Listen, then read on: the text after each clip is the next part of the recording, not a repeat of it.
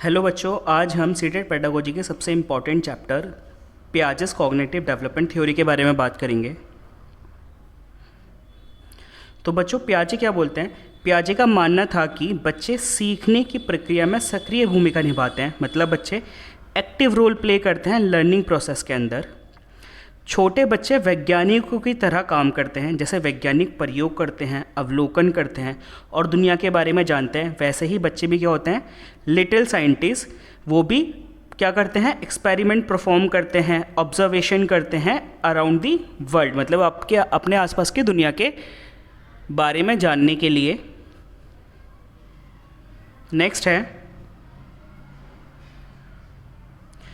जैसे कि बच्चे अपने आसपास की दुनिया के साथ बातचीत करते हैं, वे लगातार नए ज्ञान जोड़ते हैं, मौजूदा ज्ञान का निर्माण करते हैं। मतलब जैसे जैसे बच्चे इंटरैक्ट करते हैं अपनी आसपास की दुनिया के साथ, तो वो अपने मौजूदा ज्ञान के अंदर नए ज्ञान को जोड़ते चले जाते हैं और नई जानकारी को समायोजित करने के लिए पहले से मौजूद विचारों को अपनाते हैं। As kids interact with the world around them, they continuously add new knowledge। बच्चे नई नॉलेज को ऐड करते हुए जाएंगे। build upon existing knowledge, किसके बेसिस पर? जो नॉलेज उनके अंदर पहले से ही एग्जिस्ट करती है किसी भी कॉन्सेप्ट को लेकर। And adapt previously held ideas to accommodate new information, और उस इन्फॉर्मेशन को अकोमोडेट करने के लिए वो किसका यूज़ करेंगे? अपने पुराने आइडियाज़ का। पियाजे के अकॉर्डिंग जो मैक्सिमम ग्रोथ है किसी भी बच्चे की, वो 14 से 15 साल की उम्र तक हो जाती है। पियाजे का मानना यह है कि बच्चे ना क्वांटिटी में तो सेम सोचते हैं बड़ों की तरह, लेकिन बच्चों की जो क्वालिटी होती है सोचने की, वो बड़ों की तुलना में काफ़ी ही अलग होती है। मतलब children's intelligence different from the quality rather than the quantity. मतलब अडल्ट और बच्चे सेम क्वांटिटी में, मतलब जिनका जो मात्रा है सोचने की वो तो सेम है, लेकिन दोनों के प्रकार जो क्वालिटी है वो क्या है? अलग अलग। This means that the child's reason जो थिंकिंग रीजनिंग है वो डिफरेंट है अडल्ट से। नेक्स्ट है, अच्छा ये बहुत इंपॉर्टेंट है, काफ़ी बार पूछा जाता है आपसे सीटेट के पेपर में कि बच्चे क्वालिटी में डिफरेंट सोचते हैं या क्वांटिटी में, तो इसका आंसर होगा जो बच्चे हैं वो बड़ों से क्वालिटी में अलग सोचते हैं। नेक्स्ट है, अच्छा पियाजे की जो प्रोसेस होती है ना वो डिसकंटिन्यूस प्रोसेस होती है। देखो डिसकंटिन्यूस प्रोसेस की होती है। पियाजे स्टेजेस की बात करते हैं, वो 4 स्टेजेस होते हैं हमारे पास, जिसको शॉर्ट में याद करने का होता है SPCF। ऐसे हो गया आपका सेंसरी मोटर स्टेज जो जन्म से 2 साल की होती है। फिर प्री ऑपरेशनल स्टेजेस हो गई जो आपकी 2 से 7 साल की होती हैं। फिर 7 से 11 की कॉन्क्रीट ऑपरेशनल, और उसके बाद लास्ट है फॉर्मर ऑपरेशनल स्टेज जो 12 से उससे ज़्यादा साल की उम्र तक के बच्चों के लिए होती है। क्योंकि ये आपकी स्टेजेस में डिवाइडेड है, इसलिए क्या हो गया? ये डिसकंटिन्यूस हो गया। नेक्स्ट है, children actively build upon their knowledge about the world. मतलब बच्चे एक्टिव पार्टिसिपेशन होते हैं नॉलेज के लिए। They are not passive creature, वो पैसिव क्रिएचर नहीं होते, मतलब वो किसी का वेट नहीं करते हैं कि कोई आएगा और उनके दिमाग में नॉलेज भरेगा। अगर हमको बच्चों को अच्छे तरीके से समझना है तो सबसे बेहतर तरीका होता है उनके पॉइंट ऑफ व्यू को समझना, तभी हम बच्चों को अच्छे से समझ पाएंगे। पियाजे ने 4 स्टेजेस की बात करी है, जिससे आपके सीटेट में एक क्वेश्चन तो पक्का आएगा। वो 4 स्टेजेस हैं हमारी: sensory motor stage, pre operational stage, concrete operational stage और फॉर्मर ऑपरेशनल स्टेज। जो सेंसरी मोटर है वो आपकी 0 से 2 वर्ष की होती है। फिर 2 से 7 साल की आपकी प्री ऑपरेशनल हो गई। फिर आपकी कॉन्क्रीट ऑपरेशनल हो गई 7 से 11 वर्ष की, और लास्ट में हमारा जो अडल्टहुड होता है वो आता है। सेंसरी मोटर में बच्चा ऑब्जेक्ट परमानेंस के बारे में सीखता है। फिर सिंबॉलिकल थॉट उसके अंदर प्री ऑपरेशन में आते हैं। लॉजिक बच्चा लगाना शुरू करता है कॉन्क्रीट ऑपरेशन से, और साइंटिफिक रीजनिंग बच्चे के अंदर आती है फाइनल स्टेज जो है फॉर्मल ऑपरेशनल स्टेज के अंदर। तो अब हम बारी बारी सारी स्टेजेस को अच्छे से पढ़ेंगे। सबसे पहली स्टेज है हमारी सेंसरी मोटर स्टेज। इस स्टेज के अंदर बच्चा अपना रिफ्लेक्सेस, अपने सेंसेस का यूज़ करके अपने आसपास की दुनिया को जानता है, जिसमें बच्चा क्या करता है, sucking, grasping, looking and listening, इन सब चीज़ों का यूज़ करके अपने आसपास की दुनिया के बारे में इंफॉर्मेशन गैदरिंग करता है। सबसे इंपॉर्टेंट है इस स्टेज के अंदर ऑब्जेक्ट परमानेंस, मतलब बच्चा ये समझ जाता है कि जो चीज़ें कंटिन्यूसली एग्जिस्ट करेंगी जब उसको दिखाई भी नहीं दे रही हैं। फॉर एग्जांपल, एक बच्चा किसी छोटी बॉल के साथ खेलता था, फिर थोड़ी देर में वो बॉल उसके हाथों से गिर के कहीं और चली गई। जैसे वो बैट पे खेल रहा था, बैट से गिरकर बॉल नीचे गिर गई और उसको वो दिखाई नहीं दे रही। इसका मतलब ये नहीं है बच्चा भूल जाएगा कि बॉल एग्जिस्ट ही नहीं करती। बच्चे को पता होगा कि बॉल एग्जिस्ट करती है, बट अभी वो मेरे पास नहीं है। नेक्स्ट है, इस स्टेज के अंदर बच्चे को ये रियलाइज़ होता है कि वो खुद में एक अलग आइडेंटिटी है, मतलब वो सेपरेट बीइंग है दूसरों से। अपने आसपास के ऑब्जेक्ट और लोगों के कंपैरिजन में वो एक खुद में ही अलग है। नेक्स्ट है, बच्चे को ये रियलाइज़ हो जाता है कि उसके एक्शन की वजह से चीज़ें हो रही हैं। मतलब अगर बच्चा खुश है या दुखी है, उसके खुश होने से, रोने से, चिल्लाने से अलग अलग चीज़ें आसपास हो रही हैं। उसके पेरेंट्स, जब बच्चा मुस्कुरा रहा है तो उसके पेरेंट्स खुश हो रहे हैं, जब बच्चा चिल्ला रहा है या दुखी है तो उसके पेरेंट्स भी दुखी हो रहे हैं। ये बच्चे को समझ में आने लगेगा। डेफिट इमिटेशन, मतलब बच्चा नकल करना शुरू कर देता है। बच्चे ने देखा कि मम्मी किचन में खाना बना रही है, तो बच्चा भी क्या करेगा, अपने टॉयज़ के साथ खाने बनाने की एक्टिंग करना शुरू कर देगा। इसको हम क्या बोलते हैं, डेफिट इमिटेशन। नेक्स्ट स्टेज है हमारी प्री ऑपरेशनल स्टेज।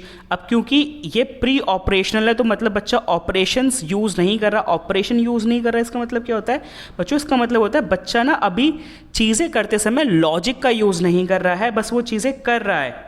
इसके अंदर इरिवर्सिबिलिटी की प्रॉब्लम देखने को मिलती है। मतलब अगर बच्चे से पूछा जाए 4 + 5 कितना होता है तो वो बता देगा 9 होता है, बट अगर तभी के तभी बच्चे से पूछा जाए कि 5 + 4 क्या होगा, तो बच्चा ना उसको रिवर्स नहीं कर पाएगा। नेक्स्ट है एनिमिज्म। एनिमिज्म क्या होता है, जीववाद। जीववाद का मतलब होता है कि बच्चा निर्जीव चीज़ों को भी सजीव मानने लगेगा। जो फॉर एग्जांपल, अगर कोई लड़की है, उसके पास एक डॉल है, तो वो उससे बातें करने लगेगी। उसको अगर वो खाना बना रही है, खाने बनाने की एक्टिंग करे, तो अपनी डॉल के लिए खाना बनाएगी, उसको खाना खिलाएगी, उसको अपनी एक फ्रेंड की तरह रखेगी। मतलब जिन चीज़ों में जीवन नहीं है, उन चीज़ों के अंदर भी जीवन मानने लगेगी।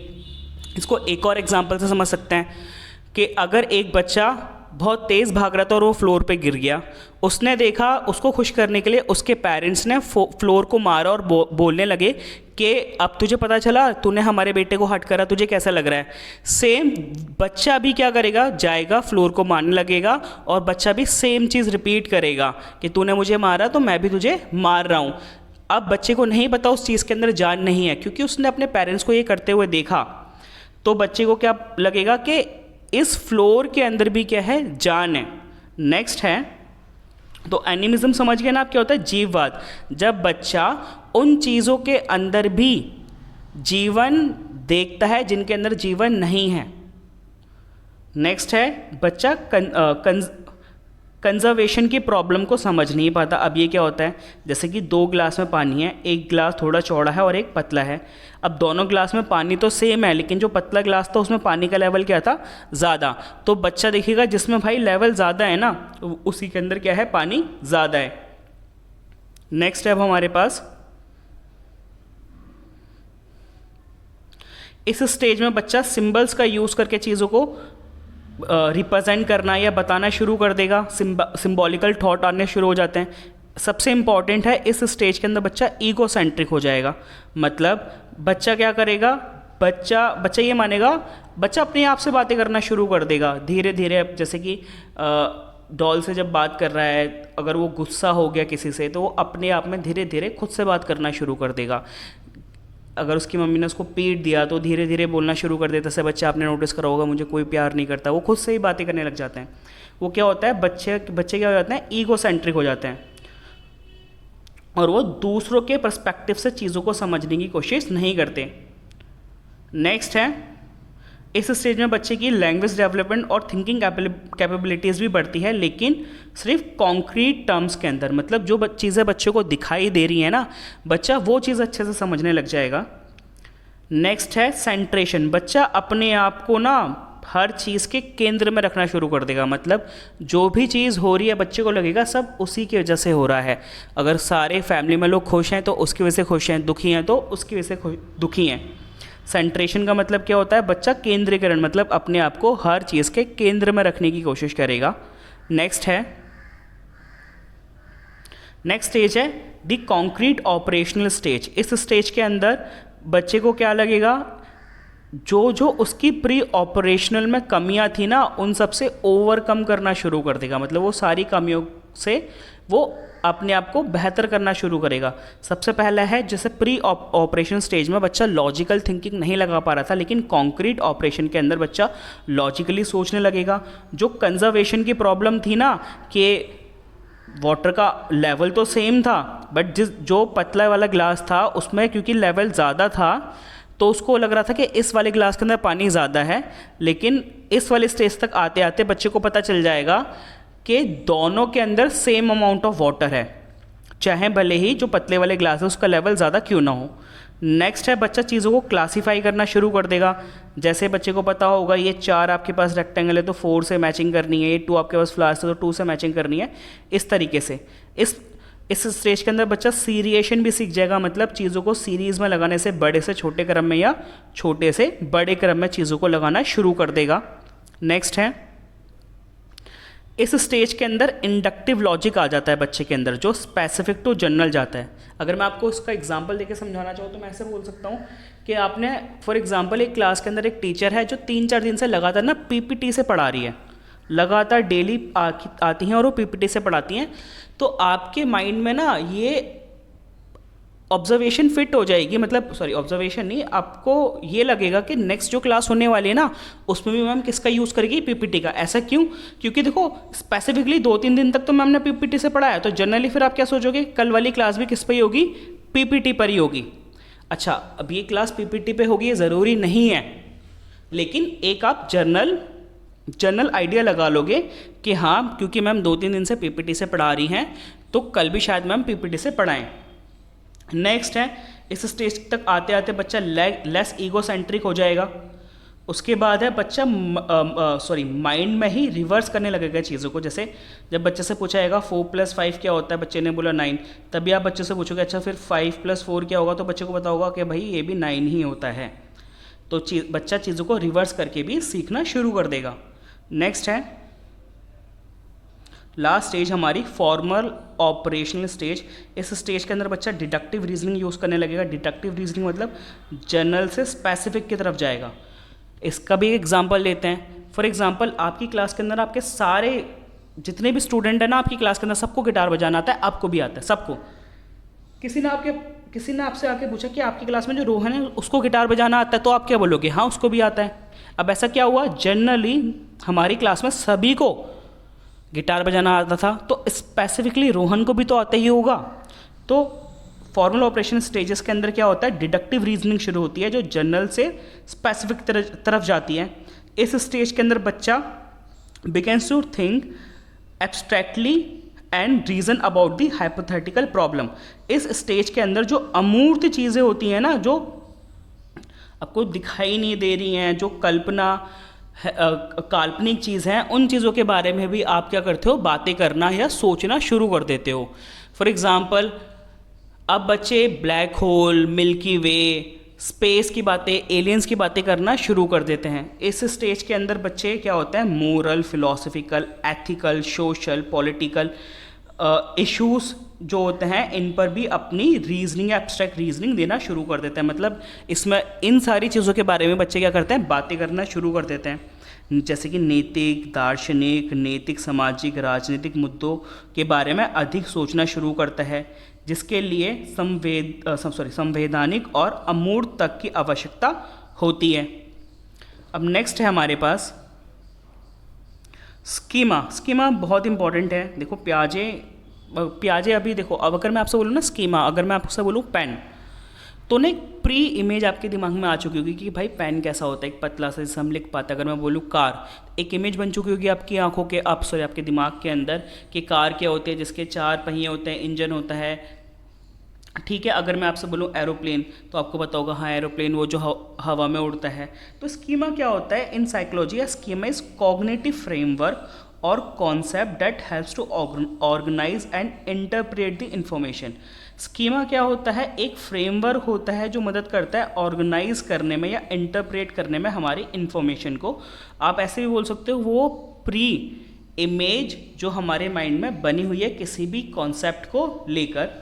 नेक्स्ट है असिमुलेशन। असिमुलेशन क्या होता है?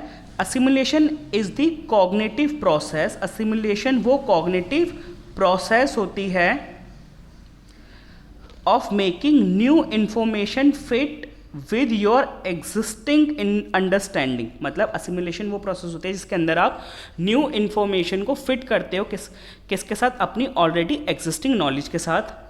Essentially when you encounter something new, ये तब होता है जब आप किसी नई चीज़ से टकराते हो।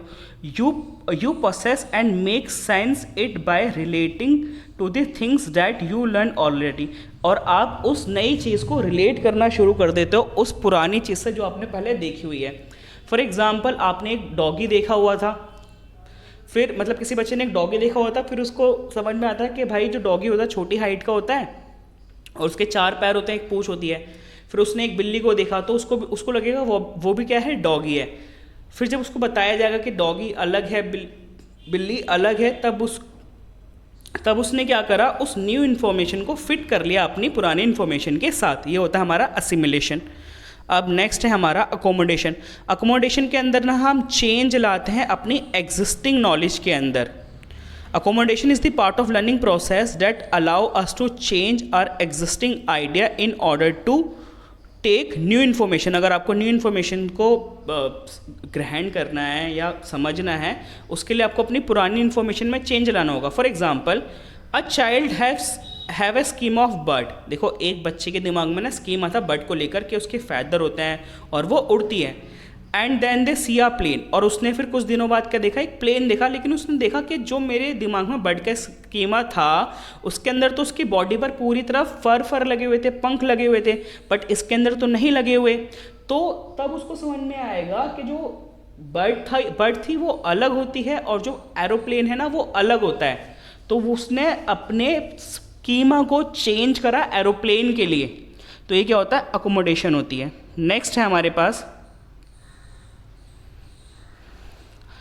इक्विलिब्रेशन। ये बहुत सिंपल है। देखो वो जब अगर हम बात करें असिमुलेशन और अकोमोडेशन की, इन दोनों के बीच में जो बैलेंस स्टैब्लिश करता है वही हमारा क्या कहलाता है? इक्विलिब्रेशन। मतलब चूंकि बच्चे संज्ञानात्मक विकास के चरणों के माध्यम से प्रगति करते हैं, इसलिए पिछले ज्ञान जो असिमुलेशन है को लागू करने और नए ज्ञान आवास मतलब जो अकोमोडेशन है के लिए व्यवहार बदलने के बीच में संतुलित बनाए रखना महत्वपूर्ण है। मतलब पिछला ज्ञान जो आपको पता है, फिर आपने कोई नई चीज़ देखी, जैसे एक बच्चे को बर्ड के बारे में बताता, फिर उसने एरोप्लेन देखा, तो उसने एक रिलेशन स्टैब्लिश करा अपने पुराने ज्ञान और नए ज्ञान के बीच में कि जो बर्ड होगी वो अलग है, उसकी बॉडी का साइज़ छोटा होगा, उसके पूरे शरीर पर क्या होंगे? फैदर, फर लगे होंगे, उसकी चोंच होगी, उसके पैर होंगे। फिर उसने बैलेंस स्टैब्लिश करा कि इसी तरीके से क्या होता है? प्लेन, लेकिन वो बहुत बड़ा होता है कंपैरेटिवली। उड़ती बर्ड भी है, प्लेन भी है, लेकिन बर्ड अलग होती है, प्लेन अलग होता है। बर्ड की बॉडी प्लेन की बॉडी मेटल की बनी हुई होती है। ठीक है।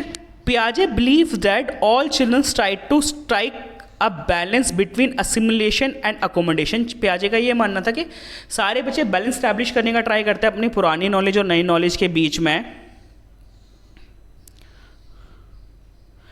ही कॉल्ड इसी प्रोसेस को उसने क्या बोला? इक्विलिब्रेशन बोला। Equilibration helps explain how children's can move from one stage of thoughts to next. इस प्रोसेस के अंदर पियाजे ने ये समझाने की कोशिश करी कि बच्चे किस हिसाब से एक विचार से दूसरे विचार की तरफ आगे बढ़ते हैं। नेक्स्ट है हमारे पास एक क्वेश्चन है बहुत easy, gene Piaget's theory of cognitive development से रिलेटेड है। अगर हम बात करें थी करेक्ट सीक्वेंस क्या होता है पियाजे के स्टेजेस का, तो हमने पढ़े थे 4 स्टेजेस होते हैं, जिसके लिए हमने बताया था आप SPCF का याद कर सकते हो।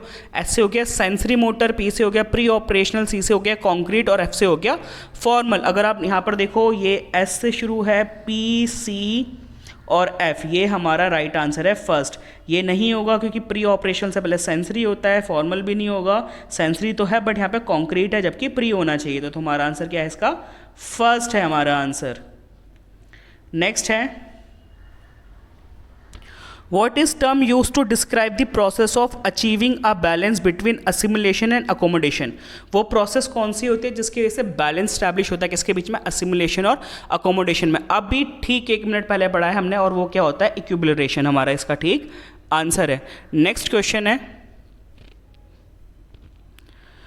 यहाँ पर 2 पार्ट्स हैं, जैसे कि thought, experience and interaction with environment. Thought imitating of the others, दूसरों से तो नहीं आते हैं, इन्वायरमेंट और इंटरेक्शन से आते हैं।